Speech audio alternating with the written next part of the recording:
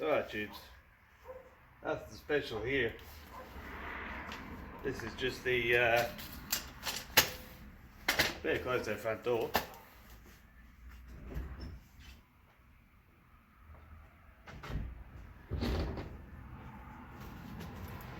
What we have here is the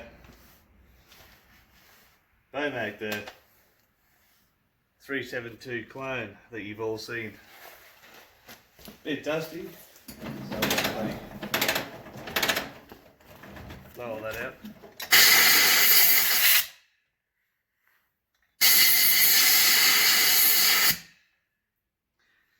Anyway,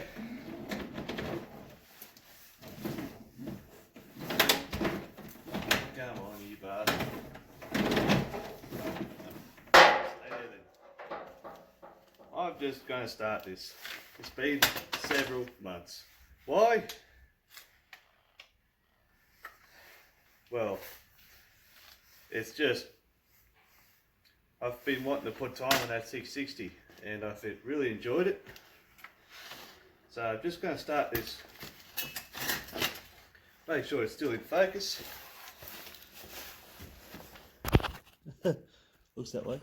Oh yeah, which the phone in here. Whoever knew a barbecue would make a good bloody stand for your phone.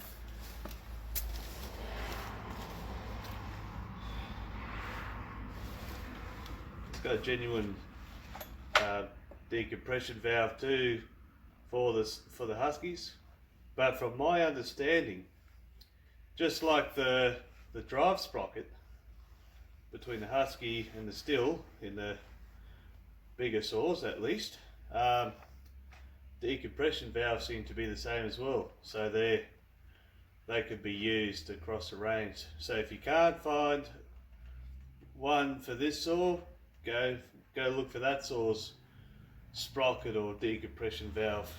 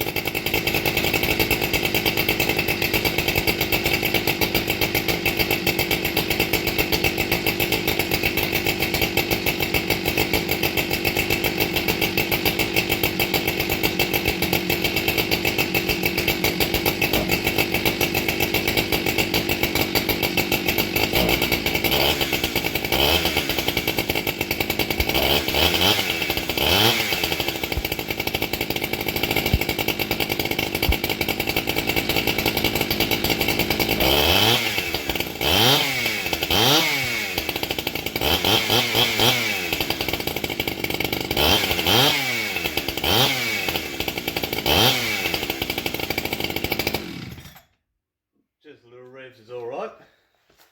I'm not a fan of, I've never had it happen, but cold seizing a engine, especially two-strokes.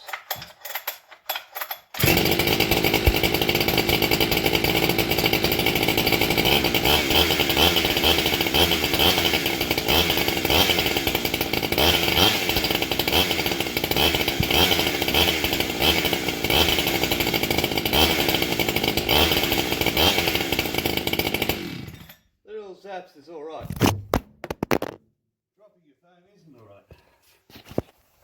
Little zaps is alright for, you know, you're not going to cold seize it. I'll let it idle for a bit anyway. That's fine. You can do that. You're not going to hurt nothing. Within the first few seconds, you've already got some, well, not a few seconds, but 20 seconds or so, there's warmth in it.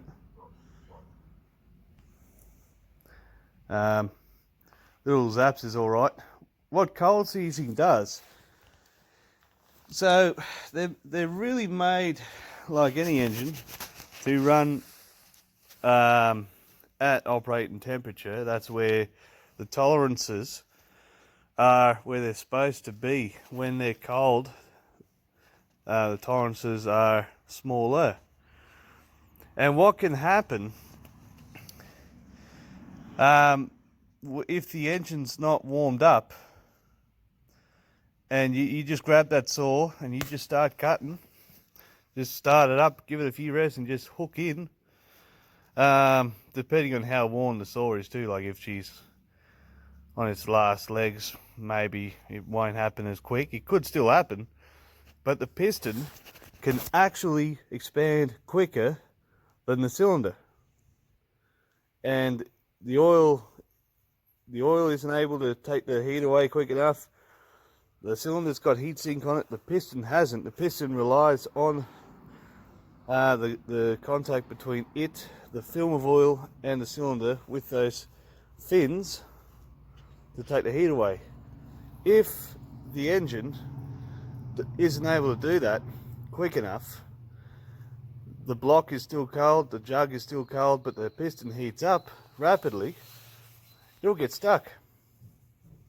It'll actually damage the nickel seal coating inside the cylinder wall. Basically, you'll take the top end apart, it'll look like someone's ran it with straight fuel. And when I pull apart a chainsaw in particular, I'll look inside and go, that's either been straight fueled or it's been run, someone's cold seized it. But generally speaking, it happens pretty quick. It just tears itself apart, and then the piston will stick. You can break it free later, but the damage is done. It's trash. You've messed up, and fortunately we've got some very good suppliers like Highway and whatnot who supply top end rebuild kits. But when you go through this, understand that if it locked up cold, and you know your fuel mixtures and everything's right, the engine's not sucking air in, it's not running like it's leaning out or anything, well, like I always say, I'd start the thing up, sit it on the ground, but what you just saw me do there is fine.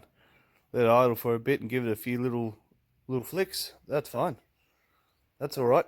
That's, if anything, those little bursts just put a bit more heat in the block. It's not going to harm it. Oh, well, just some more watching material to watch for you, or watching material, whatever. Turn my torch on here because this is what I'm onto now. So this is the stuff I showed you, the yellow box. Just painting some bloody canola oil on there. I'll seal it. I'll actually seal it. But looks alright, eh? Bloody, I think it does. I need a friggin' better torch than this. The camera's not doing too crash on. See if I can. There we go. So we've gone from that. I'm going to go and put 40 grit on there. It's got 80 at the moment. It was a real nightmare to that. I may even sand this a bit more. But I've actually bought, yeah, I'll show you. It was just here. Oh, new leads and stuff, you know. Heavy duty is always best. I was actually considering, when you're running an extension lead from there to there and running a few different appliances off it, I was going to get a 15 amp lead, cut the plugs, put 10 amp plugs on it to run 10 amp appliances, but better, you know, more capability of those. I'm sure you know what I'm talking about. Oh, there it is. 65 bucks at Bunnings. These are pretty bloody good, actually. I've got a few mates that have these. This is the 5-inch, 125mm. I'll put that 40 grit sandpaper on there. You know, that should make life easy before I lineage it. This is an old Ozito 100mm 4-inch grinder. I bought, okay, I've said this a few times now, I'm 28. I was 14 years old when I bought this. I bought this and the drill.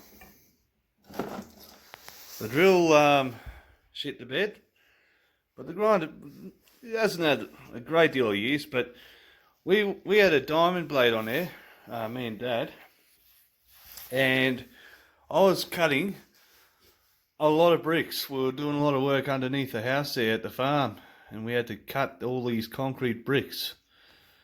And that did all of it with the bloody diamond cutter on there. And it's still going strong today. I just wanted, you know, you get a bit more out of a 5-inch disc than you do a 4-inch, but I'm actually quite impressed with how that thing's going. I can't remember what I paid for it. It was next to nothing, but it stuffed me dead. It'll do everything I ask of it without any dramas. Well, hopefully that'll keep you people entertained for a little while. I've got more ideas for more videos. You know, us YouTubers, we got to try and keep you guys entertained. You guys keep me entertained. So, yeah, I'll catch you shortly.